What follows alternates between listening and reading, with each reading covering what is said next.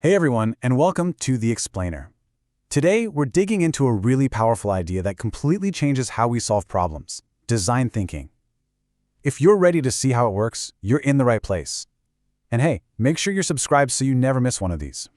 All right, let's get into it. So, have you ever looked around and just felt this weird sense of déjà vu? I mean, really think about it for a second. The cars on the street, the printers in your office, even the phones in our pockets.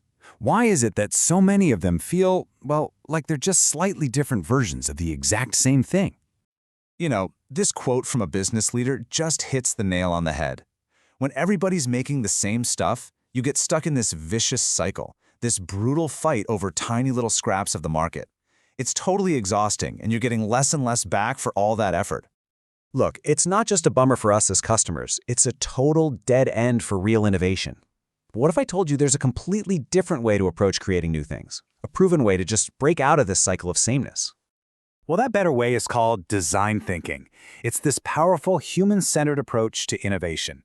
And let's be really clear here, this is not just about making things look cool or pretty. No, it's a deep, problem-solving method that weaves together what people actually need, what technology makes possible, and of course, what makes sense for a business to actually succeed. So, how does this actually work? Well, you can think of design thinking as a balancing act between three crucial things. First up is desirability. What do people really want or need in their lives? Second is feasibility. Can we actually build it with the tech and the people we have?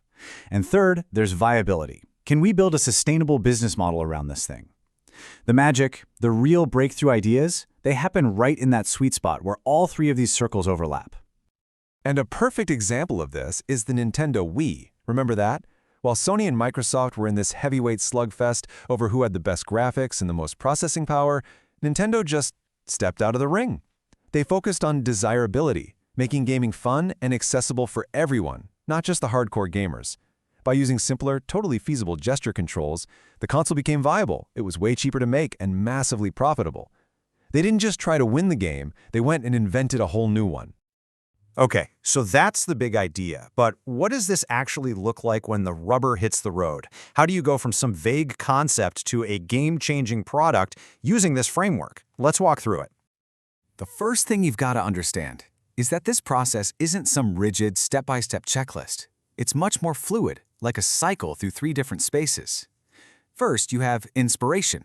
That's where you find a really juicy problem or an opportunity. Then you move into ideation, which is just a creative storm of brainstorming and testing a ton of ideas. And finally, you get to implementation, taking that winning idea and actually bringing it to the market. The key is that teams are constantly looping back and forth between these spaces, learning and refining as they go.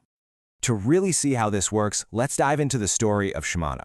They're a Japanese company that's super famous for making these amazing, high-end parts for serious, expert cyclists. So back in the early 2000s, their main market was actually shrinking. And instead of asking, how can we sell more expensive gear to the cyclists we already have, the team asked a much, much bigger and more powerful question. This was their inspiration. They asked, why do 90% of American adults not ride bikes? That single question, that total reframing of the problem, that was everything. And what they found when they actually talked to these non-riders was fascinating. They learned that people felt really intimidated by those slick professional bike shops. They were overwhelmed by how complicated and expensive modern bikes had become. They were even scared of getting a flat tire. But, and this is the absolute kicker, every single one of them had these incredibly warm, happy memories of riding a bike when they were a kid. That was the emotional hook. So the answer wasn't just a slightly better gear shifter, no way. The solution was an entirely new experience. They called it coasting. They designed this simple, fun, super low-maintenance bike and then built a whole campaign around the pure joy of just casually riding. They made the whole thing feel accessible and desirable all over again. So how in the world did Shimano uncover these deep human insights? It wasn't just by following a process on a whiteboard. It took a fundamental shift in their mindset. And that shift starts with one incredibly important word: empathy. If you really want to innovate for people, you have to be willing to walk in their shoes. Or, in this next amazing example, you have to be willing to lie on their gurney. The idea is so simple, but it's profound. To really get what the patient experience is like, you have to become the patient. So a designer did exactly that. He faked an injury and went through a hospital emergency room with a hidden camera. And the insights he got back were just mind-blowing. He discovered that the whole experience was confusing and frankly terrifying. Most of his time was spent just waiting and waiting, staring up at ceiling tiles, feeling totally invisible and lost. I mean, those are the deep emotional needs that no efficiency report or spreadsheet is ever going to show you. So, empathy is where it starts for the individual, for sure. But design thinking is absolutely a team sport. And, as you can probably guess, how you build that team is critical to making it all work. And this brings us to a really important difference. In a typical multidisciplinary team, you've got a bunch of experts working side by side, but they're often kind of defending their own little turf, you know? The engineer does the engineering, the marketer does the marketing. But an interdisciplinary team, which is what you need for this, is totally different. This is where experts collaborate so closely that the lines start to blur. They really co-create and own the ideas together, from the very beginning to the very end.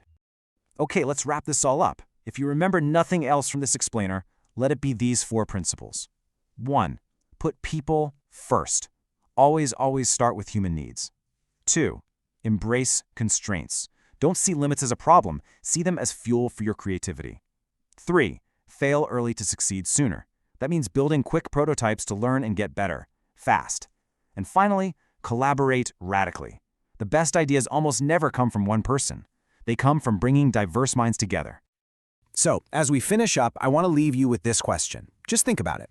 Look around your own world, at your job, in your community. What's a problem that just seems stuck? And what might change? What new solutions might appear if you started by truly, deeply understanding the people it affects? If this helped you see old problems in a new light, do us a favor and hit that like button. And of course, subscribe to keep learning how to think differently with us. Thanks so much for watching, and we'll see you on the next one.